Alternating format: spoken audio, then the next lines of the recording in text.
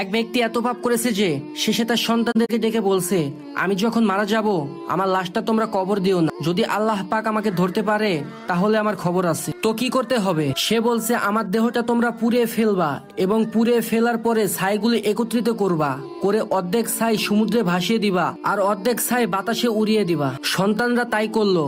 মৃত্যুর পর আল্লাহ পাক সমুদ্র ও জমিন বাতাসকে আদেশ করলো, তোমরা ছাই জড়ো করে দাও। মানুষ আর জিন আল্লাহর কথা না শুনলেও এই প্রকৃতি আল্লাহর কথা শুনে। শেষে তার ছাইগুলি একসাথে করার পর আল্লাহ তাআলা সেই ব্যক্তিকে জিজ্ঞাসা করলেন, তুমি তোমার শরীর পুড়িয়ে সমুদ্র ও বাতাসে কেন ছড়িয়ে দিলে? সেই ব্যক্তি জবাব দিল, হে আল্লাহ, আমি আপনাকে অনেক ভয় পাই, জীবনে অনেক পাপ করেছি, আমি এই কাজ করেছি যাতে আপনি আমাকে ধরতে না পারেন। আমি আপনাকে অনেক ভয় পাই। হে মালিক, আমি মনে করেছি এগুলা করার পরে আপনি আমাকে ধরতে পারেন নাই, কিন্তু আপনি মহান। আল্লাহ তাআলা বললেন, হে বান্দা, যাও, আমি তোমাকে মাফ করে দিলাম। সুবহানাল্লাহ। সেই ব্যক্তি আল্লাহ তাআলাকে বললেন, হে আল্লাহ,